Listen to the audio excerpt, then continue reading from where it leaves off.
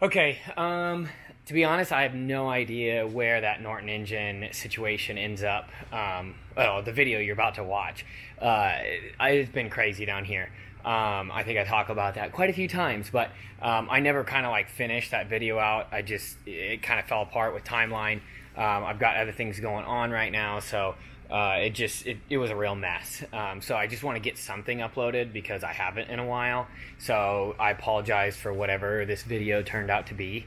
Yeah, so if you want to check it out, it's a whole lot of I don't know. But anyway, I'm working on a long project video. I'm going to try and wrap it up all in one. I talk about that in it, so I'm not going to go on about it too much. But I really drugged that out and tried to, instead of doing like parts of a build, I'm just going to have all one start to finish type deal. So anyway, all that being said, you can kind of see over my shoulder there. Yeah, here is a video of Norton stuff. That's about all I have for you, so sorry.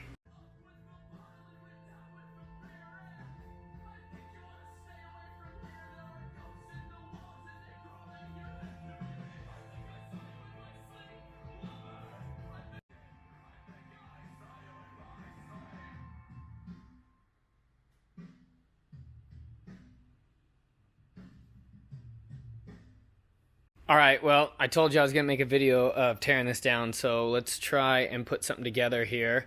Again, this one came in because it was built by the owner's friend who kind of got in over his head, I think, and the owner went to go start it. I can't remember exactly what happened, but he pulled the sump out, and there was pieces of something in it. And I looked at it, and to me, it looked like chunks of the long nut that holds the two crankcases together. That's just kind of my guess, so we'll find out. But kind of one of the only other like alarming things was that bulge. Oh wait, nope, wrong side. There is like a bulge and a crack up underneath here. I can't really show you from this angle, but we'll look at that better once we get in there. But as of right now, those are really the only red flags. Other than that, it's just kind of goofy little things. He kind of went with a weird nut back here. I don't really know what was going on. There's a couple other things I can't really remember. We'll get into it. It's a really nice, like, well taken care of engine. The guy clearly cares a lot about his stuff. He spent a bunch of time smoothing out the head. The cases are clearly polished. Every little bit and piece that can be nice has been. The rockers have been all lightened up and polished. He's got these nice one-piece brass spindle locators. He's got alloy top retainer, so a lot of good stuff here. I'm really hoping it's just kind of going to be one of those disassemble reassembles, and I don't have to do a ton for this guy, but you know how that goes. I do have the transmission also, but I'm probably not going to make a video of that just because I don't get to do a lot of those, and I'm not as fluid with them, so I don't really want to make a fool of myself.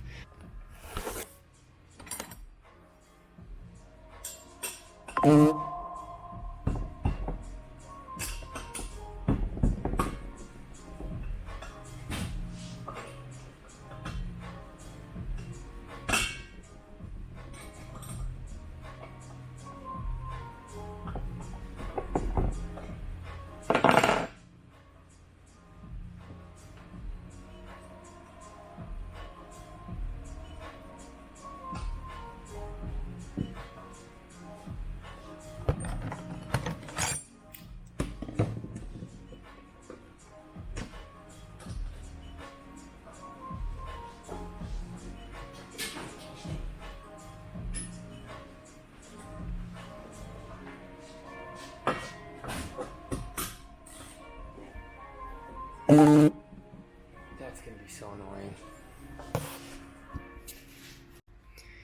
Alright, well, that took way too long. I had to put the camera down because wrong hardware, so it didn't fit, and I was getting very frustrated. But I kind of want to talk. I need to talk to this guy again because I don't know how many miles he had on it before any of this happened. But there's a fair amount of carbon buildup. That one valve's kind of wet.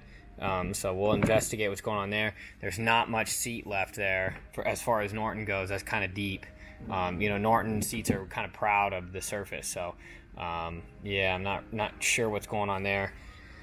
We'll do that in a minute. Onto the cylinders, though. Very glazed.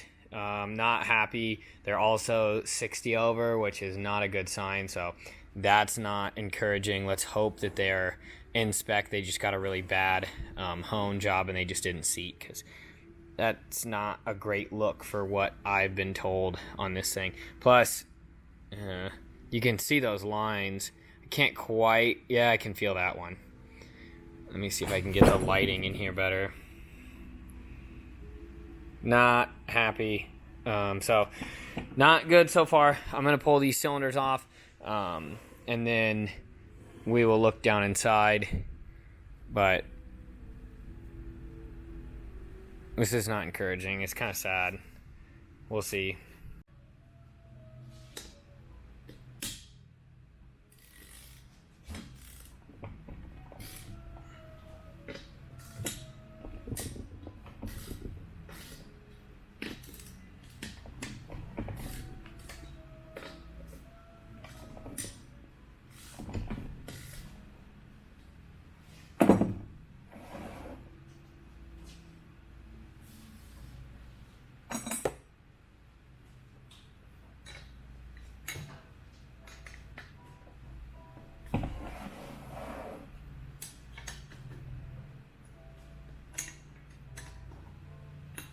The thing that's also bothering me a lot is, and I don't know who's to blame on this, but for some reason this engine is letting go of a lot of studs instead of having the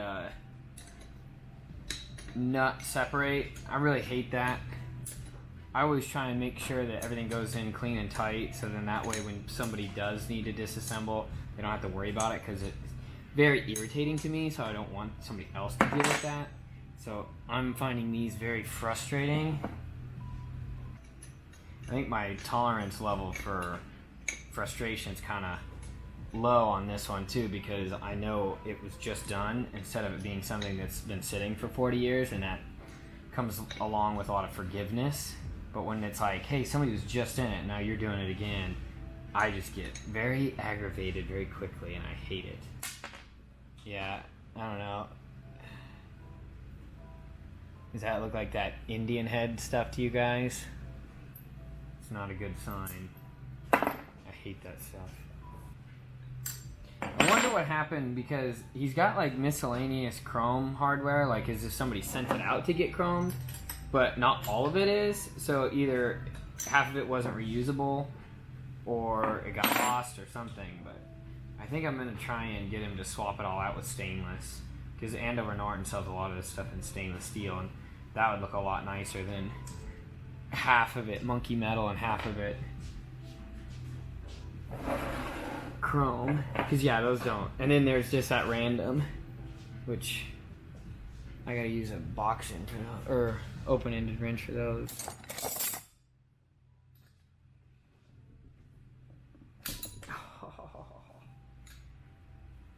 What even is that? I think that's a standard wrench on the other side.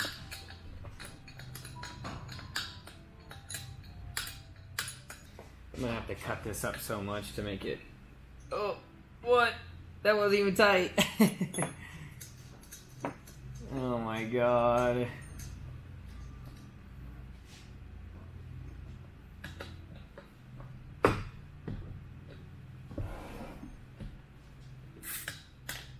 Also, I don't know if we talked about this, but I did not end up filming the B50 assembly. I just had to get that done. I didn't have time to film it. It adds way too much to the assembly.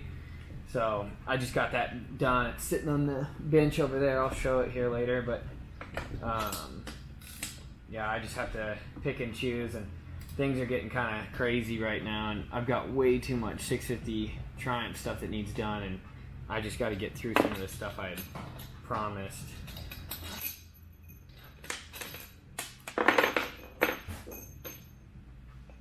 Off, off, off, off, off, off. See, I think he used Yama Bond or something. they use Yama Bond or something on the bottom gasket, so hopefully I don't have to get too crazy with it. Okay. What I like to do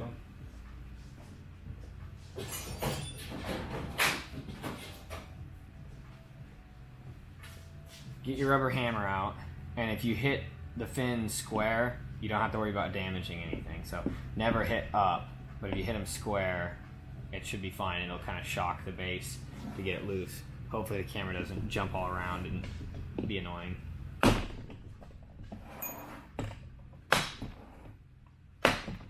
heard a tone change. It's always a good sign.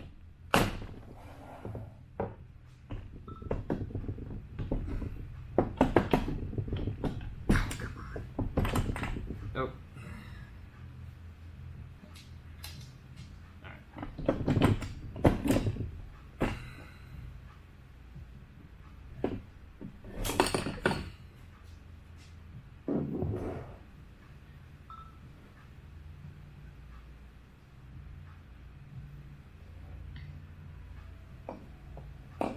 Yeah, those are brand new pistons.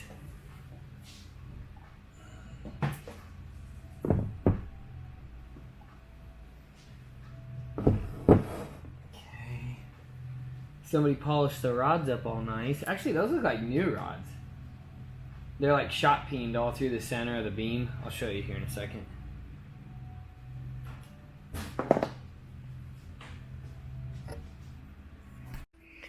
Okay, so very shiny beam with a shot peen center. I'm assuming those are new. I don't know actually who makes those, but I mean, I guess they could have had it sent off to do that, but never seen that particular look on a Norton beam. Here's a little red flag here. We got a nice little corner chipped out. Not good. But what really is upsetting is, remember that stud that didn't want to come off, or the nut that didn't want to come off the stud? Yeah. That's not cool. Oh man. Here, I want to make sure it's focused.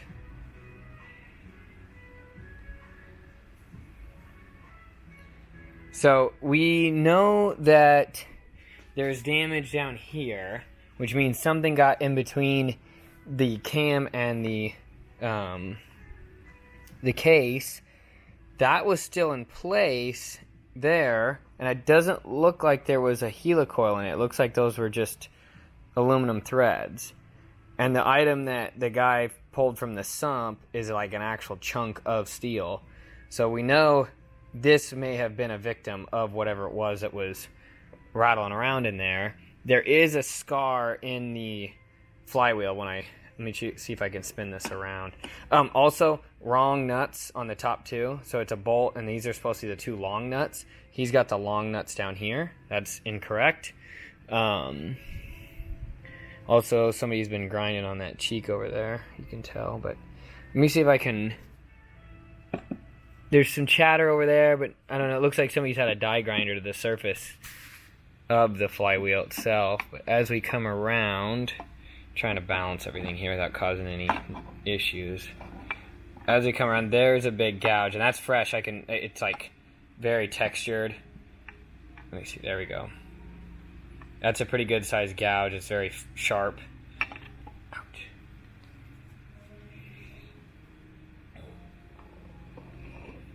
Little bit of a nick there. Hard to say if that was, when that was from.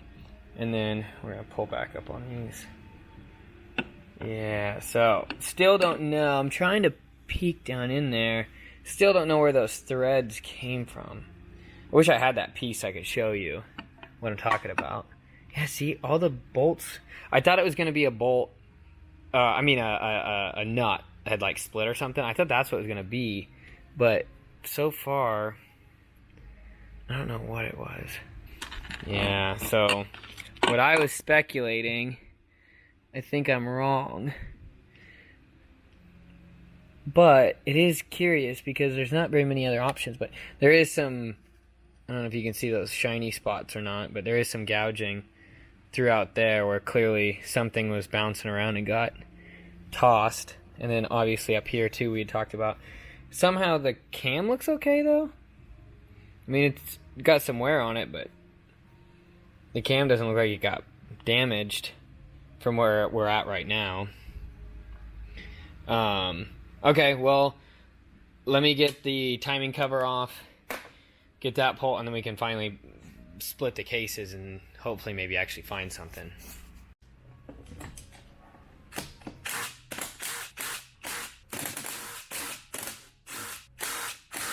So I think the base gasket was actually dry, but this gasket definitely has some glue on it. So it's gray. I always assume it's probably Yamabond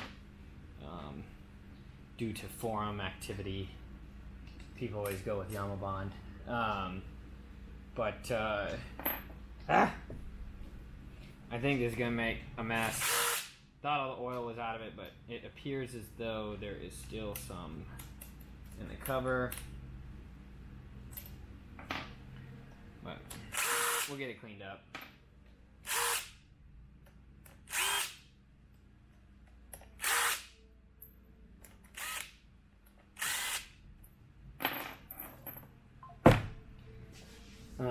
Once you know you got all of your screws out, same thing, you can kind of do some tapping here and there, and it usually lets go. Don't get crazy. And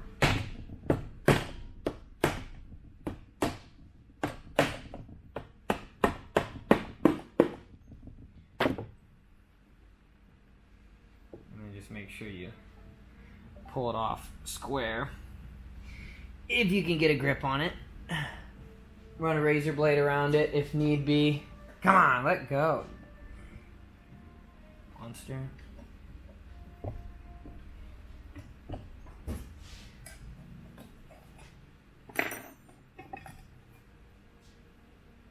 Not that bad.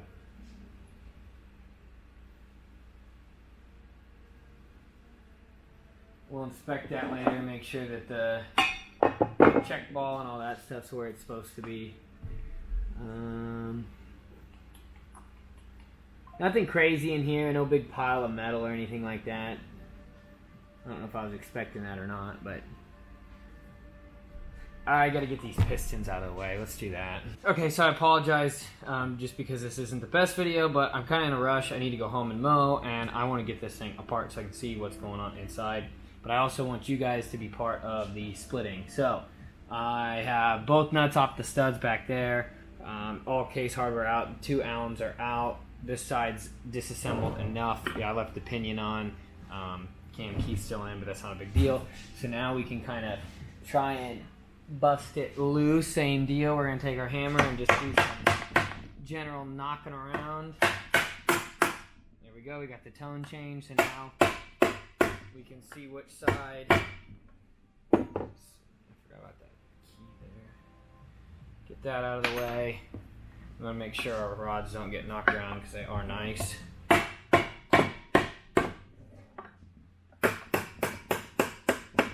Just trying to find anything that's still holding it together. Appears as though it's got some moisture, I would say. I don't think it's, I wouldn't call it water damage, but some, like these 2 back studs are kind of wet. Those 2 studs have been wet. This stud clearly has been wet. So I think we're getting just a little bit of resistance from the rust texture. That little stud, or the locating dowel deal, that's been wet. So I think the humidity was heavy on this.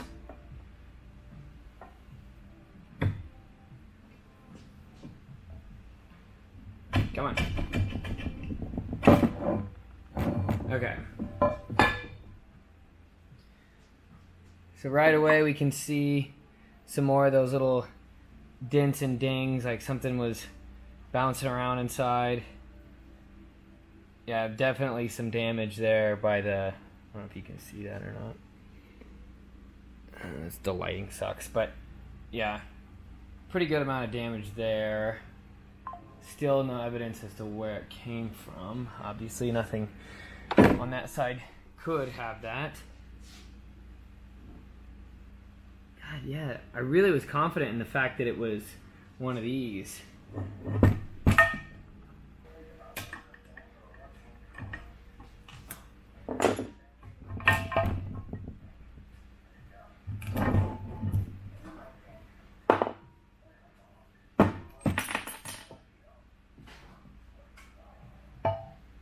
Okay, so there's a really big, ugly gouge right there.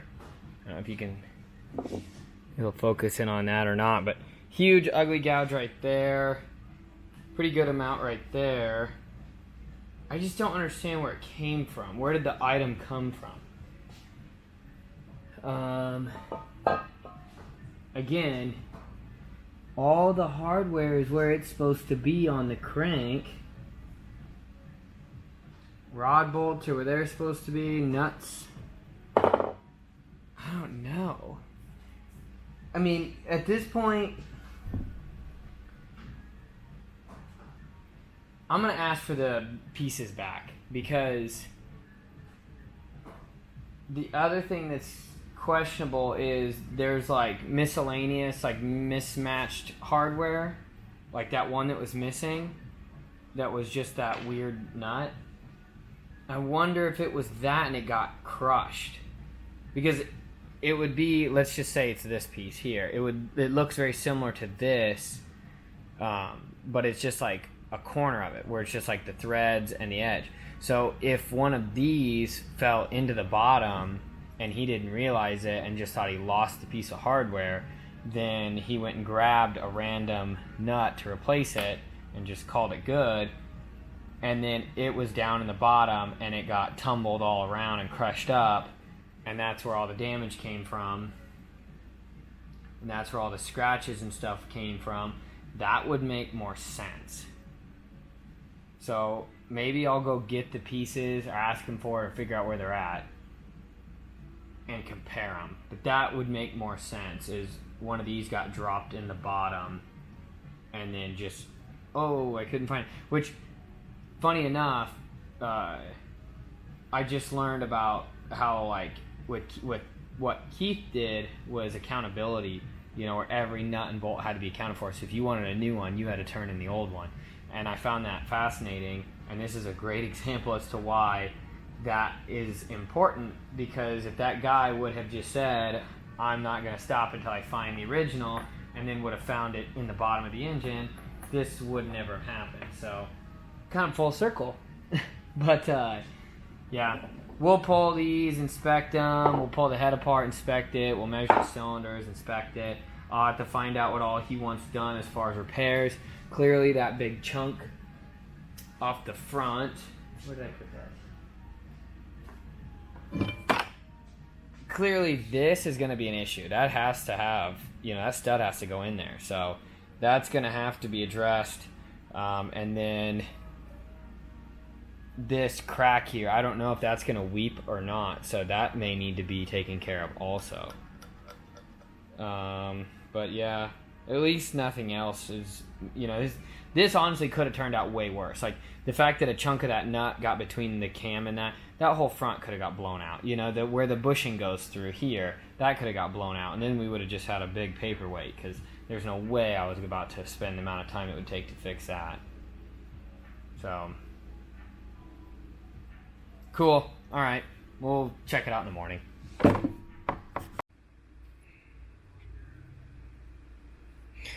Okay, so I got the sump that was in it when the guy pulled it, and you can see all the trash kind of down in there. I pulled it all apart. I stretched out the mesh screen there. You can see how much it caught. But these are the actual pieces. This is what I was talking about. So if you look, it's like the outer hexagonal and then the threaded inside. I don't know if you're going to be able to. But here's another piece. Here's another piece. It's not all there. I don't know if maybe he threw some of it away. Not all the sides are there. But if you grab one of the base nuts that was, this is the only one of it, and then opposing to it where it should have had its mate was a mismatched nut. I pointed that out early on.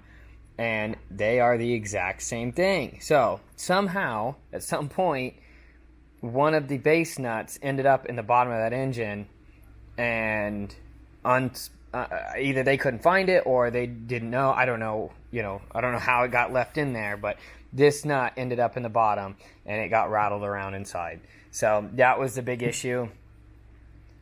It is hard for me to believe that it didn't make noise. So it's kind of like upsetting to imagine that, it got started, clattered around, made a bunch of noise, and then the guy just kept that to himself without telling the owner. I'm not sure. I don't want to speculate. I don't want to be an asshole and, try and turn molehill into a mountain, but it's just really frustrating. This is just, it's nonstop anymore with this kind of hack bullshit. Anyway, just thought you guys would like to see that since I talked about it enough. But yeah, at this point, I would like to split the crank for two reasons. One, none of the hardware is in the right place and it's bothering me.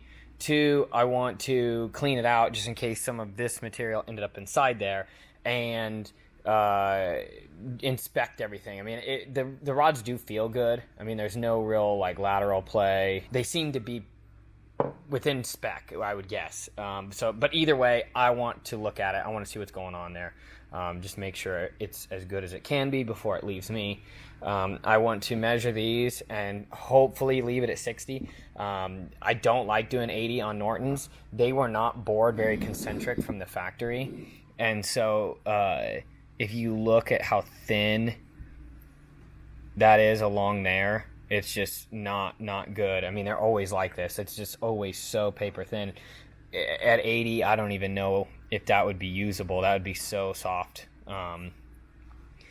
Anyway, all that being said, I really hope that I can save these at the 60 they're at. So if they just need a good hone, and which it just sounds ridiculous saying it because that never happens. The other thing that I was mad about is these followers are in backwards and the retaining plates are in backwards. So that kind of shows you how much this guy knew. And then I still need to pull the valves out and inspect what's going on and make sure everything's good to go in the head. Hopefully the carbon and the moisture and everything isn't from bad components, but we'll inspect all that too. So I've got quite a bit here to check over. I'm going to call him, let him know what I found, and yeah, we'll go from there. Okay, so I talked to the owner, client, whatever you want to call him. Super cool guy. I really, really like this guy. It makes me even more disappointed that this happened to him because he's just so understanding and so cool. So it's just unfair. Anyway, pulled the rods off. The shells look about like you'd expect them to. They did feel good on the journal. The journal has a little bit of texture to it, nothing too crazy. I should be able to polish it out, but I do want to split it. Two reasons. One, there's just so much material everywhere in this that I'm assuming there's some has made it into the inside of the crank. So I want to get in there and get that out. Another thing is more of just like a pet peeve. I don't really have any proof that it's an actual issue, but just all this hardware is wrong. It's in the wrong places. The long studs, the long bolts, oh my god. The long nuts are supposed to be up here, and these are supposed to be down here, and I don't know if he torqued them appropriately. They're just too much for me to just gamble on. This guy wants to ride this thing. He says do it right, so that means I'm going in there and inspecting what's going on in here. So I'm going to get that pulled apart. We're going to find out what's inside. I don't think I'm going to need to grind it. I will get it all cleaned up and really verify that it's nice and straight and all that, but as far as everything else, I did pull the head apart. I was a little confused, but then I got the story. This guide here is kibble white. The other three are something else. The other three valves are something else, and then this one is kibble white. And so I was kind of confused what was going on there. I don't like mismatched parts. I don't know why anybody would do that. Well, he said that upon the first kind of test ride that the mechanic had an air leak on this cylinder, and that seized the valve and guide. So I'm assuming that is why one is different than the other three. I don't trust it. There's a lot of leaking going on somewhere, and I don't know where it is. If these are the guides I think they are, the old ones, I don't want those in there. I would have really bad luck. 850 Nortons are known for grabbing onto valves if it's not set up properly. So I am going to go ahead and just overhaul the head. It sucks that, you know, he's having to invest in all these parts and the labor and everything, but I just cannot trust any of this work anymore at this point. It's just too many things are incorrect. You can see this one's obviously been cleaned up and it doesn't look bad, but this one's got a pretty dark, oily, like it's pretty tacky and gross, and it almost looks like it might be weeping past the guide. I hope that's not the case. That means the guide is loose in the head. I really hope that's not what we're dealing with, but we're going to find out. So get the carbon off, get the guides out, new guides in, cut seats, you know the routine. So the other thing was he was missing, some of these shims are incorrect, didn't like that.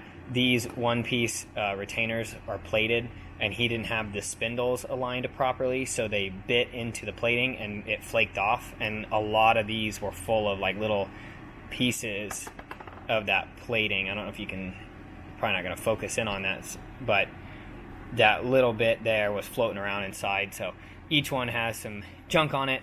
Don't like that either. So he just said do it right, and that's what we're going to do. Okay, so I'm glad I put the camera down for that because it was a mess.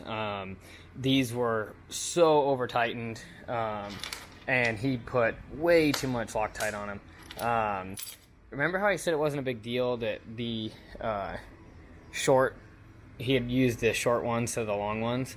Yeah, the reason that's really frustrating is, I forgot, if you use the shorts up here, you cannot get around them. You can't get a socket on them, and you can't really get a good bite even with a open-ended wrench. So that was not fun. But yeah, I got those off. Nothing too crazy. I got it cleaned out, got them all decreased and stripped, and I measured the journals like more accurately. I knew they were 10, but I just wanted to see if I was going to be able to get away with just a polish, and I am. So once I get these bolted back up, I'm just going to hit this quick with a belt and get it smoothed out. There's nothing like really deep. It just has some just normal lines in it, you know. But once I get those cleaned up, I can throw the rods back on, and then we'll be done with the crank. I do need to get that welding repair done and get the cylinders messed with. Okay, so this is our little damaged part we have here. I'm gonna see, I gotta get this all cleaned and prepped, and then I'm going to, I don't know. I was contemplating whether I should just build it all up. I just don't think that's gonna work. I think I'd rather just slowly, you know, if I V this out and get it all filled back in, and then that way the connection's 100% weld between them, instead of just like a surface level attachment. Because that's what I mostly do for like fins and stuff, you know, just get it back on there. It's not under any stress.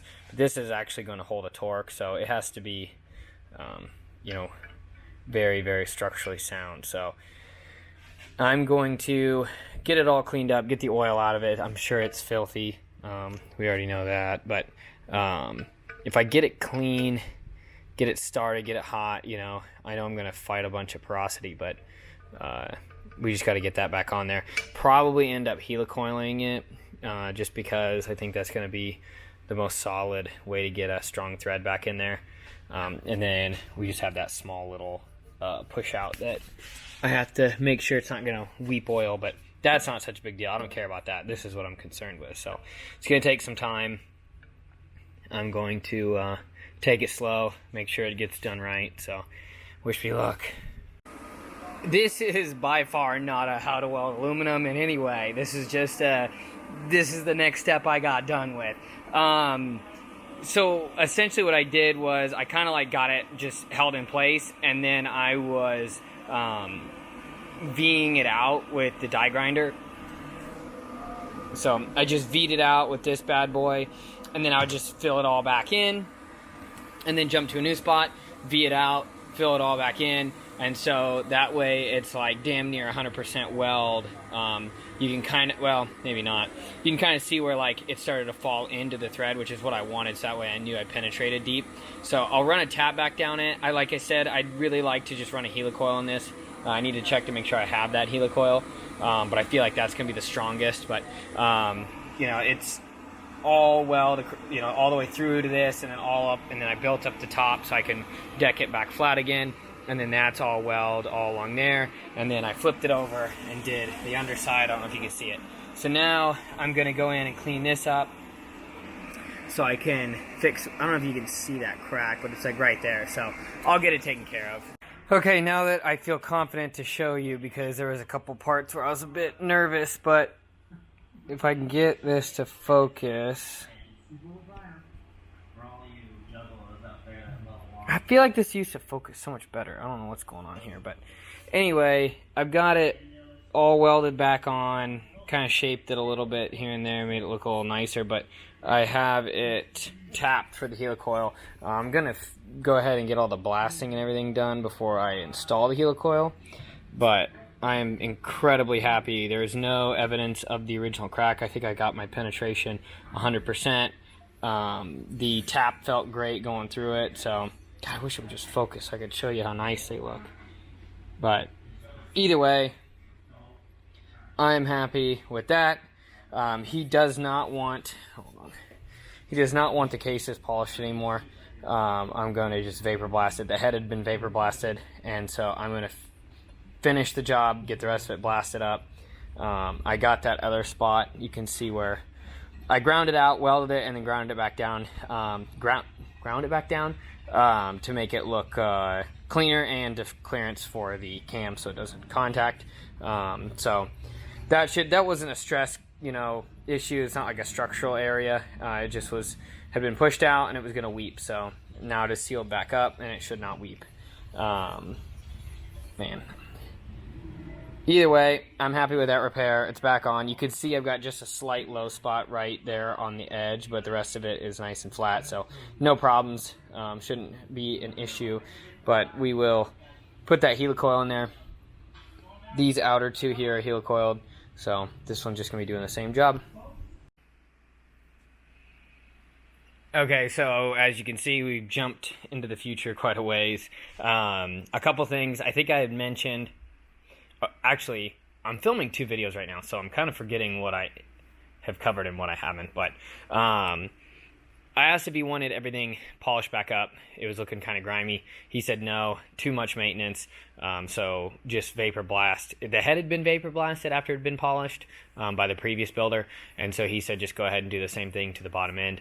So they are vapor honed. I got the proper shim back on the back side. There's that like cone-shaped shim on the back of the cam. Got that put back in there. It's dual super blend, so I got that shimmed to the proper infloat. Rods are back on. I think I talked about all I had to do was just polish the crank itself, so I didn't need a ton, but everything feels really good. I'm very happy with it. Everything measures out the way I would like it to, so everything's good to go there.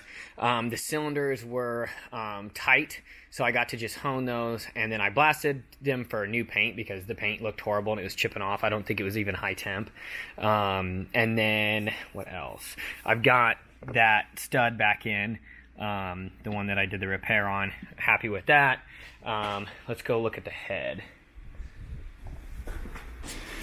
So, if you remember, I wasn't really happy with the way the head looked. This intake was really wet, and it also had the mismatched kibble white valve guide and valve. The other 3 were rows. They were all +2s, and then the one that was leaking was the standard size, and he said that one of them had seized and the guy had to replace it, and I'm assuming he just replaced it with a standard and not a oversized, and it should have been oversized to go along with the other ones. There's clearly a reason the other ones were oversized. It needed it. Those all came out tight, and then that one pretty much fell out. So now these are all back to +2s. feel great. They went in really good. They went in nice and straight.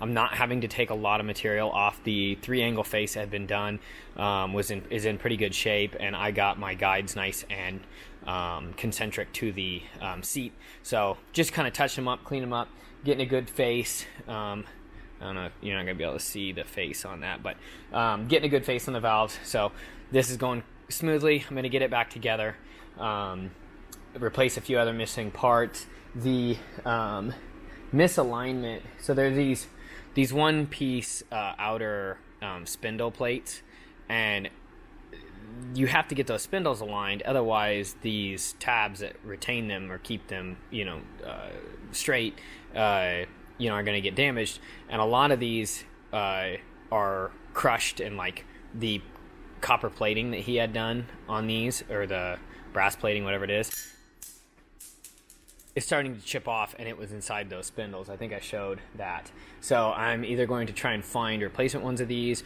or just go back to the standard setup of the 2 plates. But yeah, just, I don't know, a lot of poor workmanship at the end of the day with this one. But we're getting along. I'm not doing a great job of showing my work on this. Like I said, I'm filming 2 videos right now, so I'm not really cut out for that. So I probably won't be doing that again.